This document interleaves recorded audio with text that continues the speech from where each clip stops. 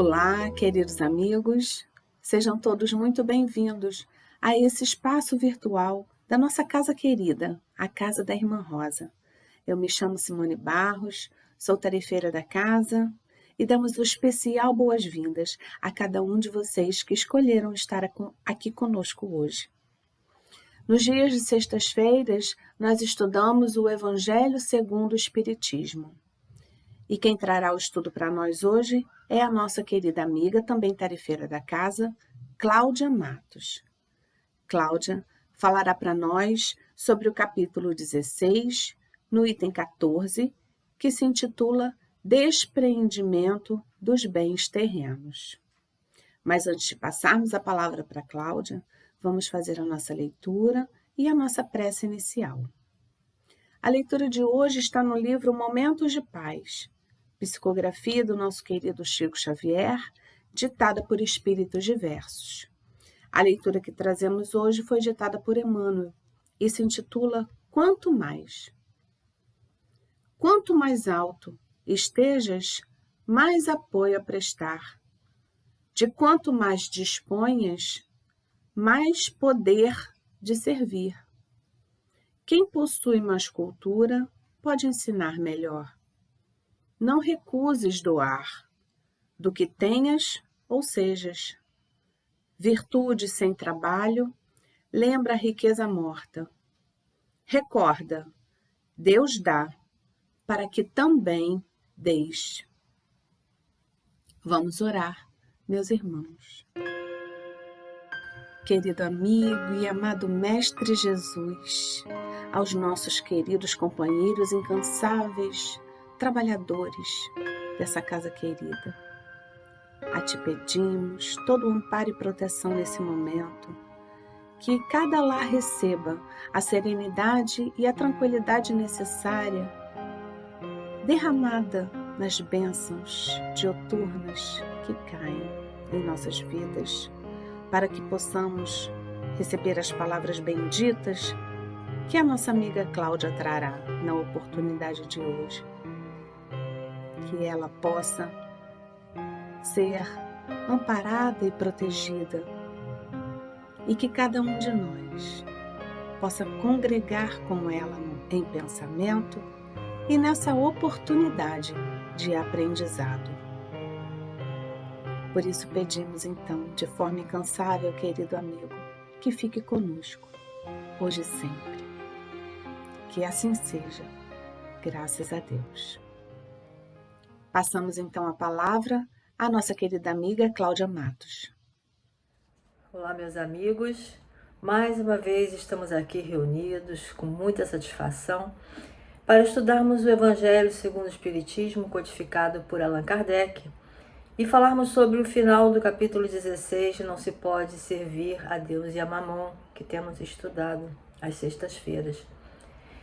O espírito Lacordaire nos trouxe em 1863 importantes reflexões sobre o desprendimento dos bens terrenos, que estão no item 14, que é o objeto de nosso estudo de hoje.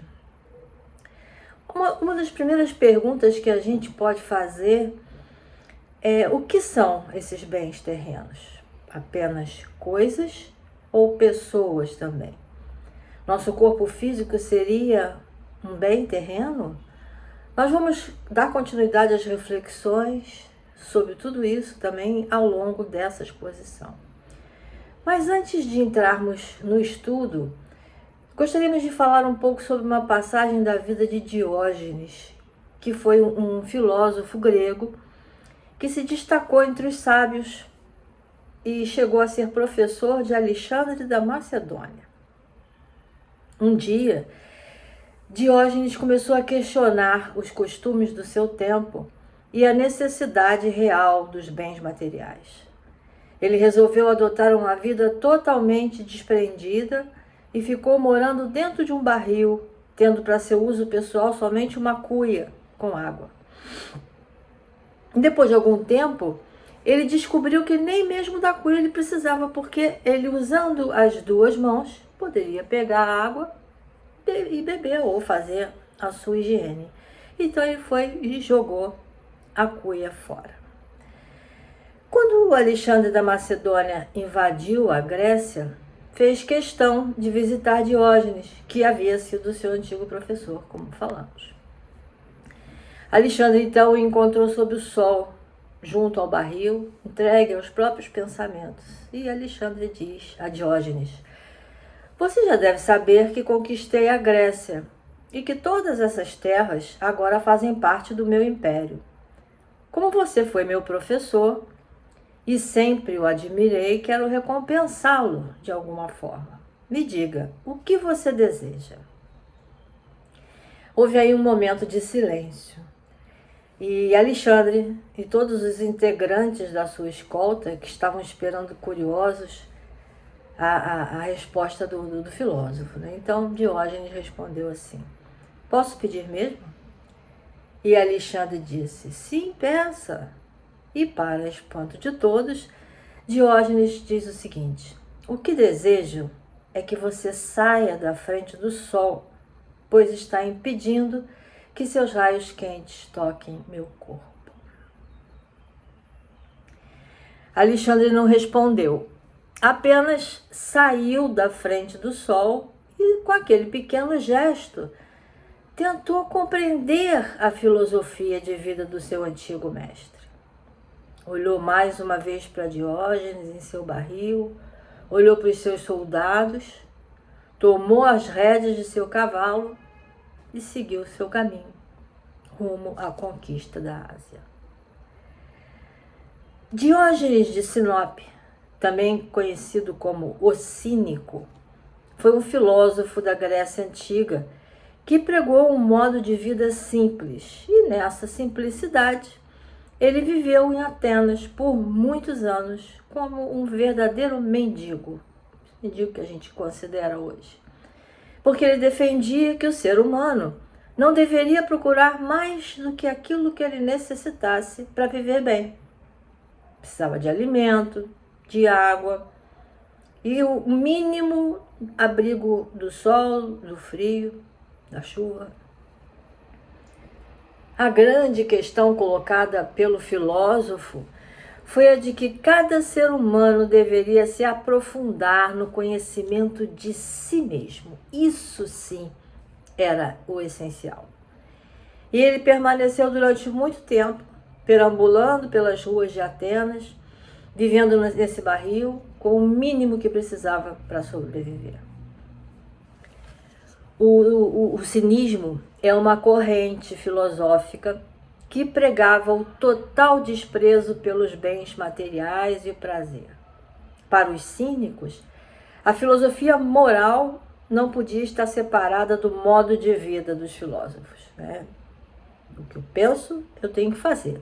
Então, ele precisava pôr em prática, os cínicos, né? Pôr em prática o que pensavam.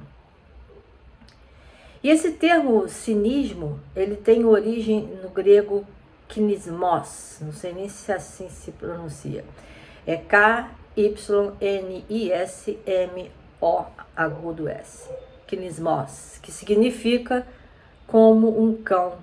E isso reflete a forma de vida dos cínicos, dos adeptos da filosofia do cinismo. Os cínicos eram então aqueles que, a exemplo de Diógenes, rejeitavam valores sociais como poder, fama, dinheiro, e diziam que nada disso poderia trazer felicidade verdadeira. Eles viviam apenas de acordo com o que a natureza proporcionava, né? E se libertavam dessas convenções todas sociais para se tornar autossuficientes e denunciavam os louros vazios e superficiais que o poder e a riqueza traziam às pessoas, né? Demonstrando então que viver bem era não depender de propriedade e não ter sentimento de posse.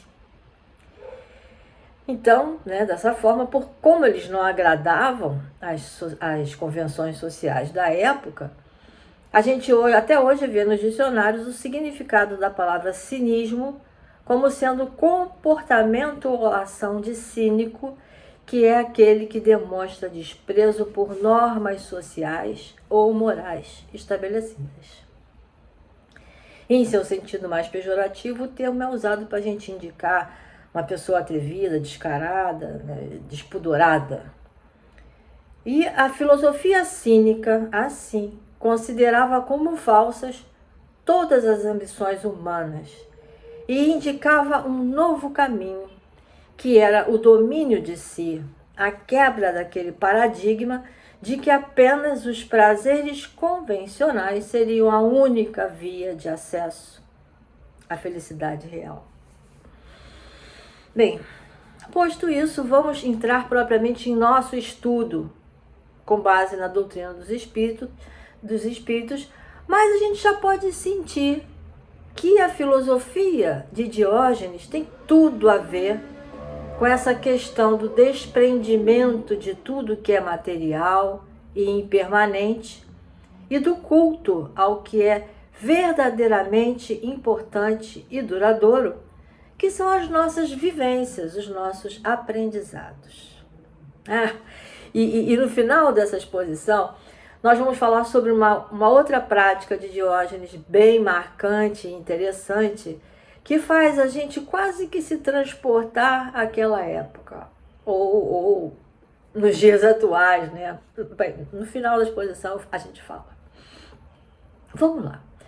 Na condição de encarnados, nós estamos subjugados ao mundo material, com necessidades que se tornam mais apelativas a cada dia, né? É um verdadeiro looping vertiginoso entre o necessário e o supérfluo, o moderno e o obsoleto. E a gente precisa, então, nesse planeta, na condição de encarnados, daquilo que nos gera conforto, proteção, sobrevivência, dignidade, ou seja, uma escola, trabalho, saúde, casa, roupa, comida, essas coisas que são necessárias. Mas esses mesmos bens, cuja função é suprir necessidades humanas no mundo material, podem vir a exercer um certo fascínio em todos nós e acabar se tornando itens de exagero, de ostentação, quando são frutos de orgulho, de egoísmo, e acabam despertando ainda sentimentos não muito bons, como ganância, inveja, cobiça. E todos esses sentimentos são característicos dos espíritos encarnados ainda imperfeitos, ou seja, nós que vivemos no mundo de provas e expiações. É impossível, então, a gente não pensar na importância de viver com equilíbrio. A busca da saúde do corpo, isso é extremamente necessário, é louvável. Mas o culto excessivo e a qualquer preço de uma forma física boa pode acabar se tornando uma vaidade exagerada e até levar à morte física, como a gente vê muito por aí, com pessoas todas turbinadas, com uma aparência robotizada, né? Parece que é todo mundo igual, bombado, assim, artificial, e chegam ao extremo de arriscar a própria saúde em prol de um corpo sarado. É uma palavra que, nesse caso, eu acho bem mal empregada, né? Que de sarado não tem nada, né? De cura. Tudo é e sempre vai ser uma questão de equilíbrio. Ninguém está aqui querendo fazer apologia ao desleixo com o corpo, com a saúde, ou até ao voto de pobreza. Calma, não é bem assim. Existe uma enorme diferença entre ser pobre materialmente e ser humilde de espírito. Nós já aprendemos isso. E no mundo atual é muito difícil a gente se desprender voluntariamente dos bens terrenos, como fizeram Diógenes, Francisco de Assis, alguns discípulos de Jesus, como Mateus, por exemplo, o próprio Jesus. Mas precisamos saber usufruir desses bens sem nos tornarmos escravos deles. É difícil, mas a gente tem que ter equilíbrio.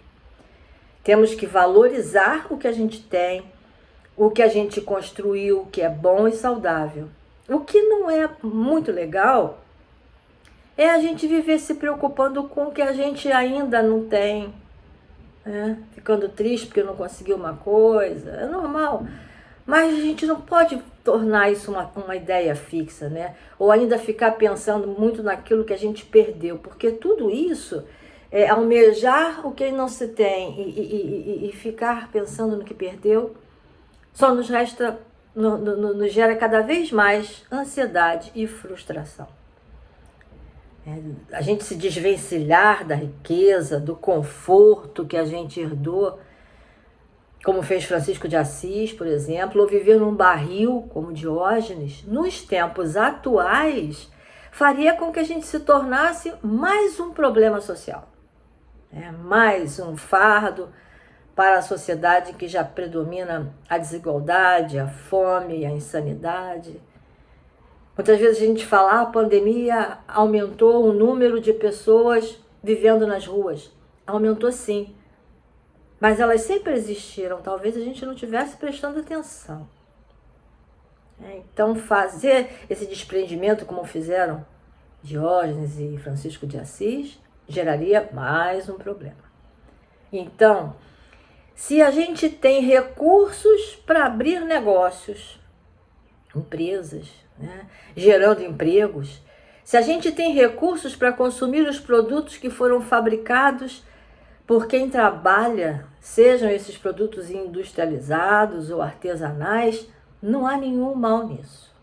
Só há mal quando a gente se corrompe, né?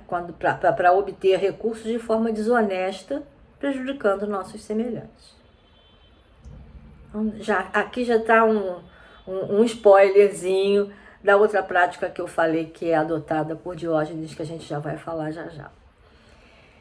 Então, esse desequilíbrio na produção e no consumo dos bens terrenos pode gerar questões que são oriundas do mau uso desses bens. E isso afeta o nosso espírito, a nossa alma, quando está encarnada.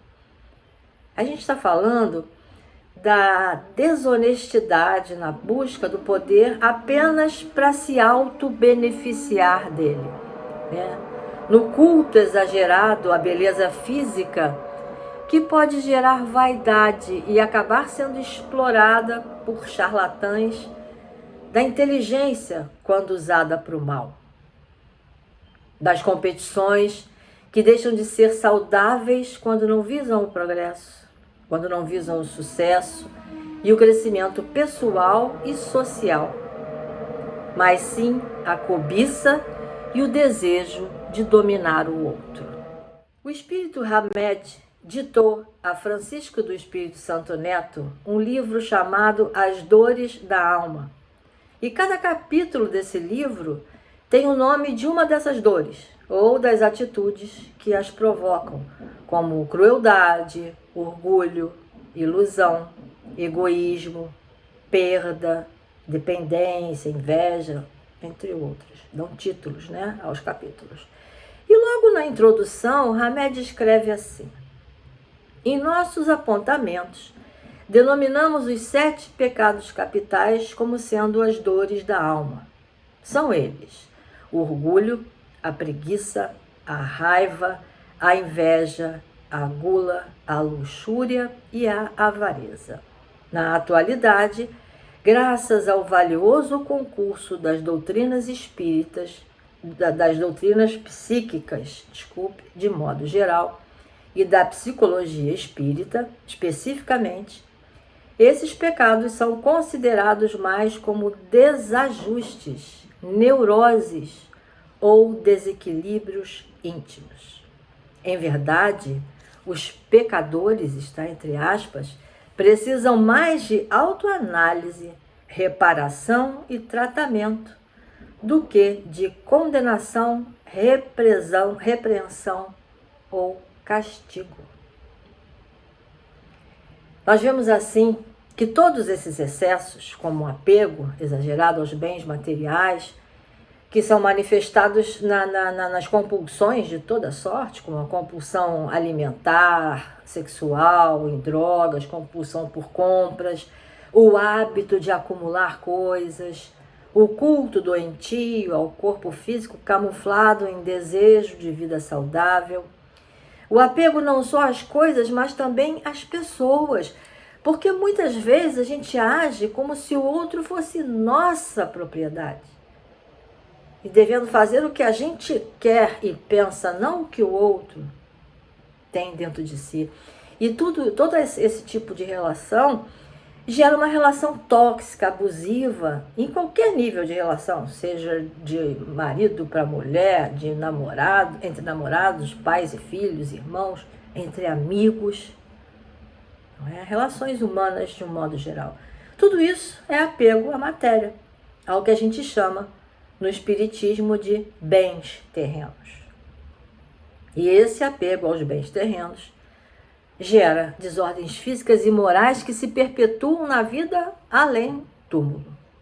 Muitos, ao desencarnar e ainda não cientes de sua nova condição, continuam assombrando as suas casas, vigiando os bens que possuía, obsidiando os seus entes queridos, na boa intenção de zelar por eles. Não é por maldade que fazem, é por amor, mas não sabem que estão desencarnados e que não levaram nada para lá, né?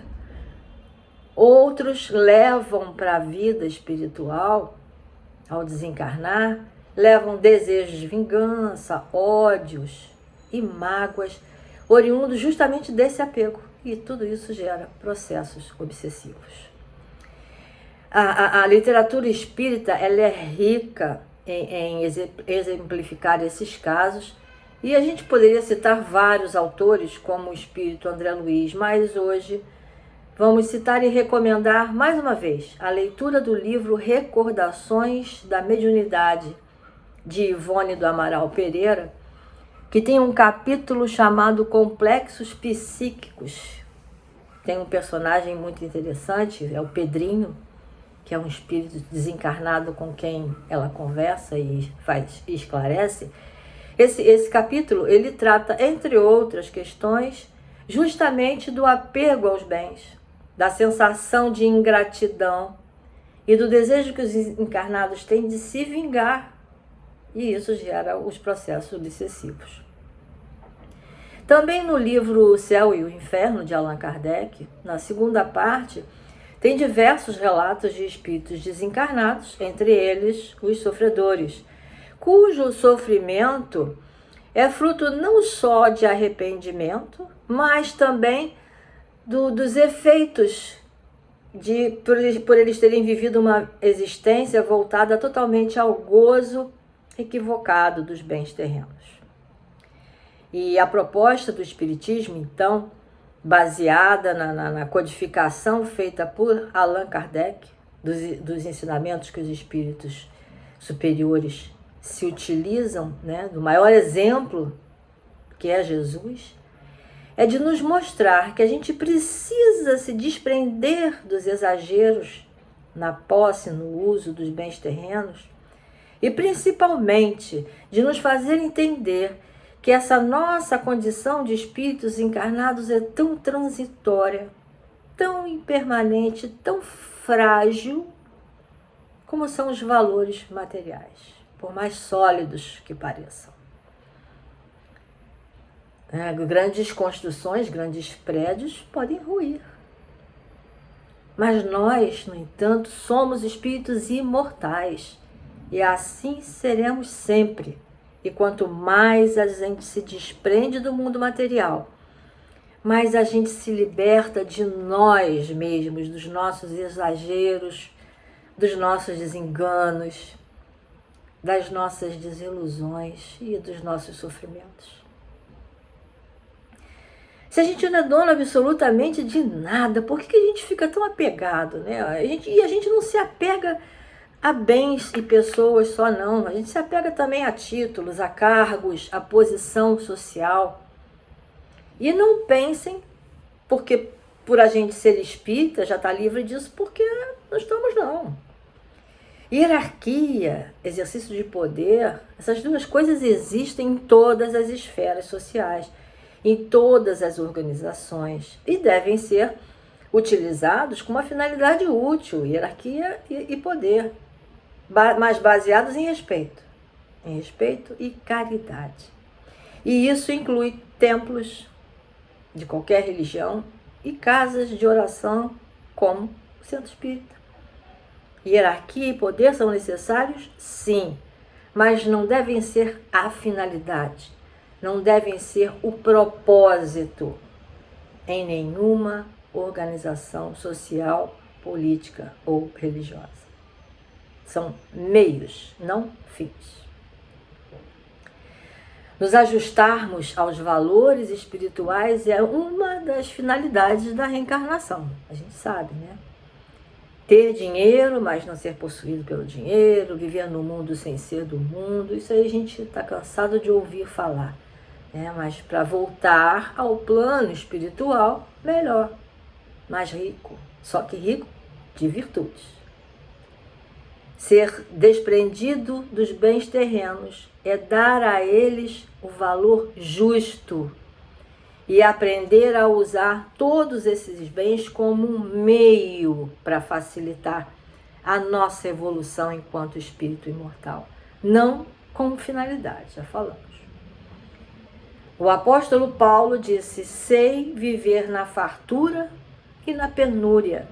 E assim a gente precisa se adaptar às condições variáveis que se nos apresentam, né, nessa existência atual e nas próximas. Aprender a perder, aprender a ganhar e a perder. Mas, acima de tudo, aprender a usar bem aquilo que a gente ganha.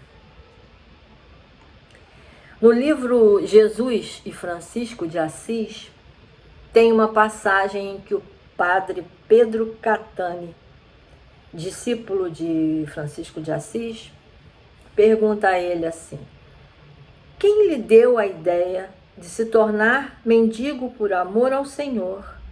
E por que fazer pregações nas praças e nos mercados, se os padres pregam nas igrejas? Aí, sobre a pergunta de virar mendigo, Francisco responde assim: quanto à sua primeira pergunta, devo lhe dizer que não dependeu de mim. Fui como uma folha arrastada pelo vento do Senhor, como uma pequena ave atraída pelo olhar poderoso da serpente. Ele me seduziu com um encanto irresistível. Nada sou além dessa simples folha que o Senhor arrasta e conduz para onde quer, além desse passarinho frágil que deseja ser consumido pelo Senhor. E sobre a pergunta de pregar em praça pública e não em templos, Francisco diz: a sua segunda questão devo lhe responder do seguinte modo: o que os padres pregam em suas igrejas não é o mesmo que praticam em suas vidas. Eu tento falar do Evangelho e mostrar a todos que me veem e me ouvem como deve viver o cristão segundo a vontade do Cristo. Às vezes penso que existem dois cristianismos, o do Cristo e o de seus vigários, e eles não coincidem absolutamente. Não acuso nem condeno pessoa alguma. Penso que esse desvio se deve às nossas fraquezas, que são muitas.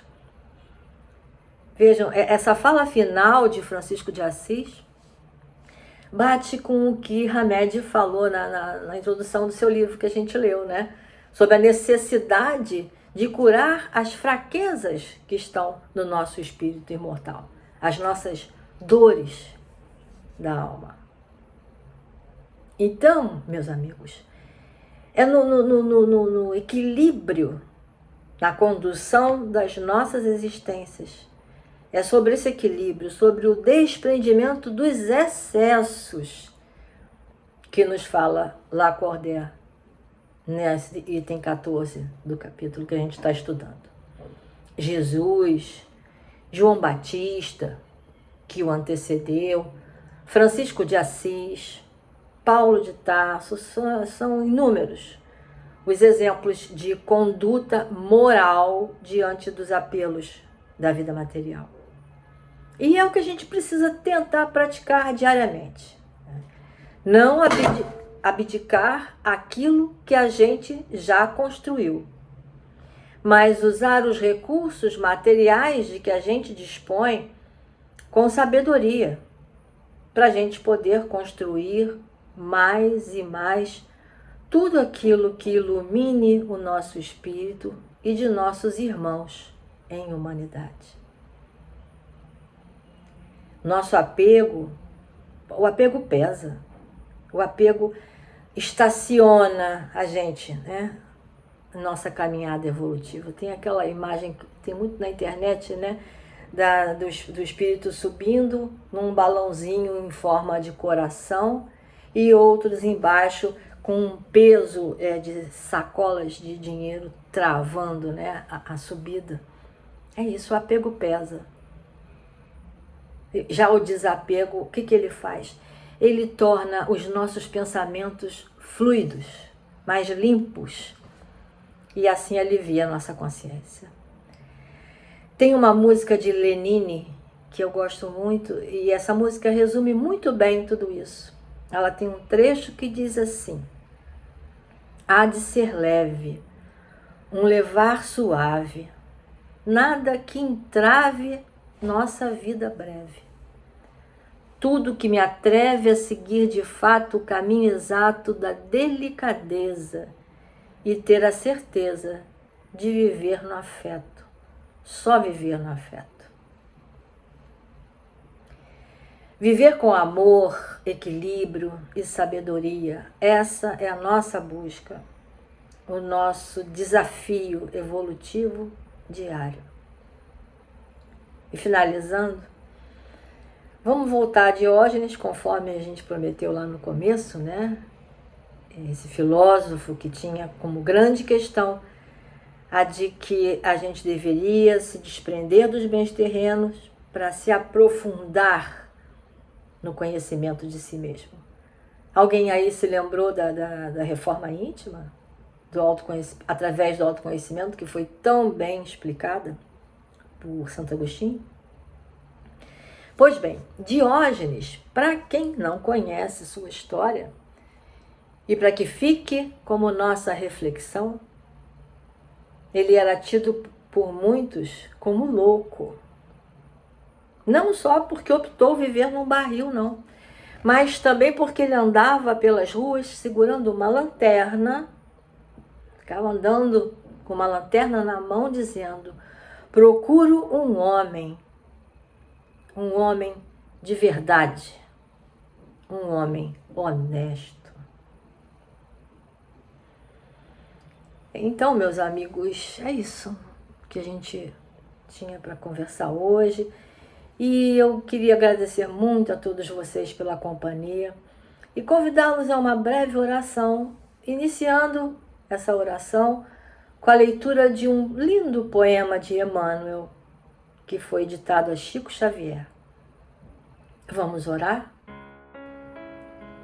Desapego. Quantos estamos presos a grilhões invisíveis? Esse está preso ao campo, que comprou por milhões. Outro prendeu-se à fama, que lhe consome a vida. Aquele lembra um louco em algemas de ouro. Há quem faça do amor um cativeiro de trevas. Se queres paz em Deus, desapega-te e ama. E com este poema, agradecemos pelo nosso estudo de hoje. Agradecemos ao nosso Mestre Jesus por mais essa tarde, pelos amanheceres e anoiteceres. Agradecemos ao nosso anjo guardião e aos abnegados espíritos da casa de Irmã Rosa por tanta luz nesse momento, por todo o carinho dedicado a nós, aos nossos familiares e amigos. Ao amparo zeloso de Maria de Nazaré, a todos os nossos irmãos e humanidade, onde quer que estejam, encarnados ou desencarnados, felizes ou sofredores. Agradecemos a Deus por tudo e rogamos que nos abençoe e mantenha a força e a fé, hoje e sempre, para que saibamos viver com humildade e leveza os nossos dias. Que assim seja, com a graça de Deus.